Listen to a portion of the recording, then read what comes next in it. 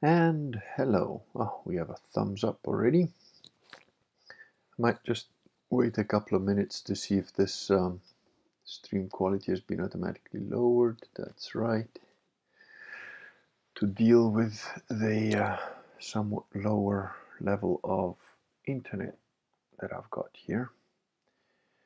So I'm just gonna wait a minute or two to see if it stabilizes or drops, and then I have to restart, which is what happened last time.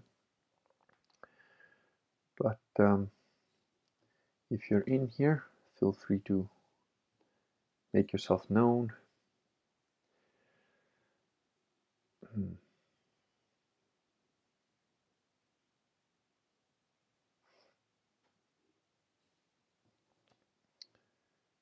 Okay, 2 of you. Just 10 more to get the usual 12.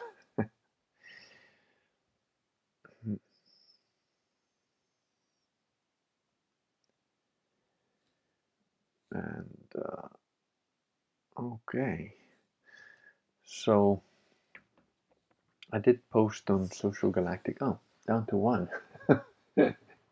Well, no, up to 4. I don't know if this thing is telling me how many people are here or not properly, but anyway, if you're around, say hello, wave or something. Down to 3. Looks like the stream possibly is not the greatest thing, which no surprises there. Anyway, if you can see me and hear me, do say so, because the other thing is I'm not sure that this there's Lantisha Fairbear. So let me know if you can hear me. How do I not click? Unicorn cupcake. One of the gammas. Well, that's fine. Okay, good to see you. Okay, good. There's a couple of you in here that apparently can hear me. I hope so. Let me know if you can't hear me. If it just looks like I'm moving my mouth to a mime, then something's wrong. Anyway, I posted on Social Galactic that I would discuss the idyllic life of farming. Your connection is weak. Yeah, I know it's weak. That's why it's got a reduced it's got a reduced quality and all that. And the sound might not be great either, but it is what it is. Out in rural Italia, that's just how it goes. So I think it just keeps popping on and off. Yeah, I'm gonna have to try and do something because it seems like I may have secured a rather interesting interview with a very knowledgeable lady, although we're still discussing topics and times and so on. Oh, Jelly Bear. Lots of buffering. Yeah. So I'm sorry, this might be a semi-live stream. So there might be a delay between when I say something and when you guys actually see it or hear it. Vatican is jamming your signal. Yeah, it is getting better. Okay, well, I hope so. I'll talk for a couple of 7 of you. We're nearly approaching apostle number 12. So I'll just ramble on for a couple of minutes while you guys make comments on the shittiness of the stream, which I agree with you, is probably not the best. Douglas Jones says, "Hail Corrigan, it's not often I catch you live." Hello, Douglas. I believe you're the same gentleman who sent me a couple of emails, and yeah, what can I say? I hope that you might be a neighbor soon. I'll talk a little bit about that too if you guys have questions on that later. But I did put on Social Galactic that I would be talking about farming, so a couple of people have a few questions. I think I'll start to hit those. Those of you who can hear me and who are here, if you want to throw more questions, go ahead. So that hopefully by the time I get done talking about this stuff, you guys have got a couple more questions. Douglas says the stream is working fine for him, which of course makes sense because He's a soon-to-be Sede Catholic. All right. The Gammas have started with their questions. We will get to those too, in Kurgan fashion. All right. So one of the first, let me just go to the questions that people had. And like I said, guys, if you do have questions, fire them now, so that when I get to them,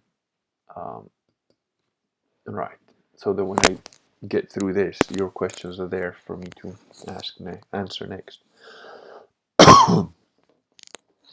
Sorry, just all right. So orthokinesi asked, like, why did I choose Italy over the UK, and what prerequisites are necessary for serfhood in the looming Sede Catholic Kurganin? Well, I'll answer the second question first. The prerequisites necessary for serfhood in the looming Sede Catholic Kurganate are unquestioning loyalty, being, of course, a proper Catholic, which means a sedeprivationist or sedevacantist, and then you got to be willing to move and live in Italy,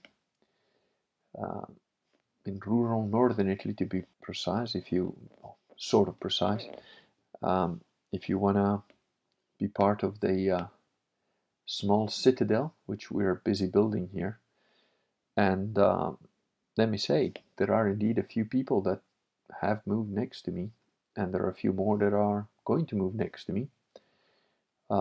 Pretty much for that very same reason, because they want to have a proper Catholic community, and we're busy building one. And the ones that are already here are very, very awesome people, extremely helpful, and that's just generally the whole area. Actually, all the neighbors that we've got here have been extremely super helpful, and they all have at least a remnant of Catholicism in them. They might not be sedeprivationists, but they understand what Catholicism was, and that it's been passed down through generations. So, they're still essentially Catholic in behavior and action. Although my favorite neighbor, who's I think the classical grumpy old man, and there's a piece of land not far from us that is owned by the Norco Church. And I asked him, I said, "Oh, what do you think? Would they sell that little piece of land to us if we asked them?" And now this guy actually, I think, is a hardcore Catholic, because he refers to Jesus in a lot of, in not in any kind of blasphemous ways, in a very pious ways. And even when he's teaching me about, oh, this is how you prune olive trees, or that's what you do, he always conversationally refers to God and providence and so on. He also speaks like a sailor occasionally, but again, kind of crusader type guy. And when I asked him if the Norco church would sell their little piece of land, without blinking an eye, or without any hesitation, he said, "Those guys, if you give them enough money, they'll sell you the tabernacle." and yet he is clearly quite a pious man. So it's very interesting to me that he seems to either instinctively, or maybe he's very aware of it, know the situation. Is very interesting. So yeah, the prerequisites are for you to be a complete zealot, and who's willing to obey and take orders from your warlord, the Kurgan. That's basically it. And be a Catholic.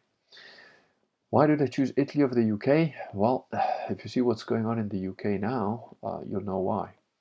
That's not to say that Italy isn't necessarily supposedly having a whole bunch of rules and regulations and blah blah blah.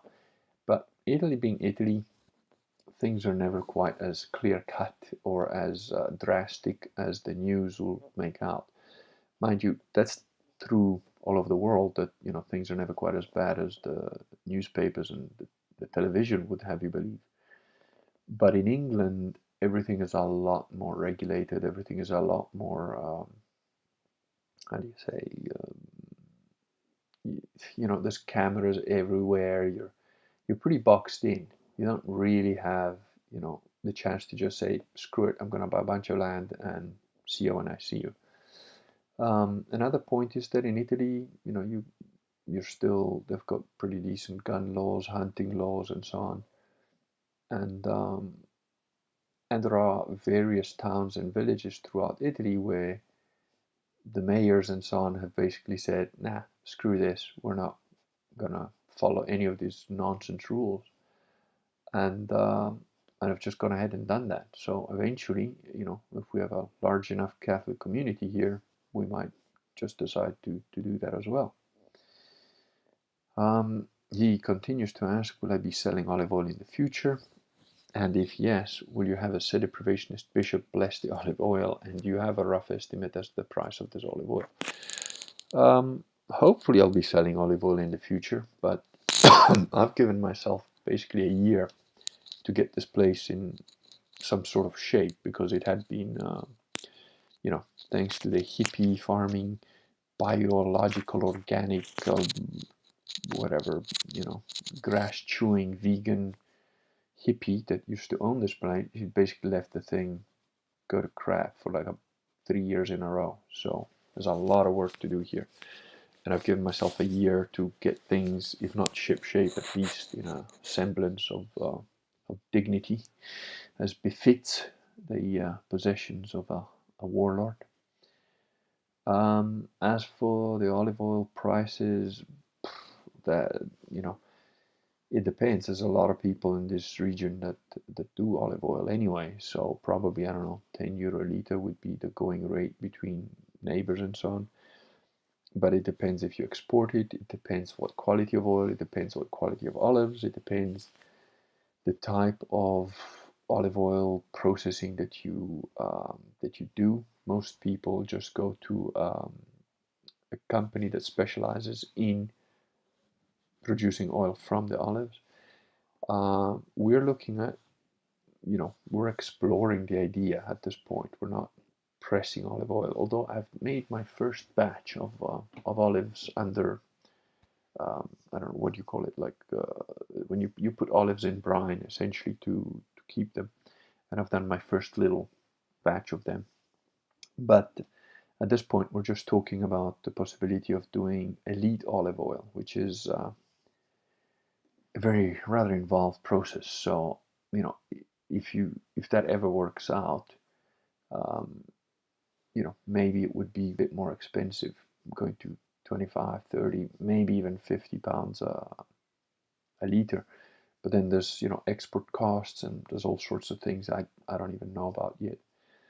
So, there's not enough trees. I don't have a huge plantation. There's not enough trees here to make that my living, but it could be a little bit of an income that, if you all add it up, it all helps. Image Missing says, buy a rural house with the last bit of money I have and quit my office job. EU, I'm guessing that means he's in Europe. Don't know what to do for income after that. Well, join the club. I don't know what to do for income if this goes south. But, I've never really worried about money. One way or another, I'll find a way to make things work out. So Cooper says, should I get a loan for land? I want to farm for myself, but I don't see how I can do it soon, inverted commas, without incurring substantial debt, which forces me to keep working a day job. Well, you know,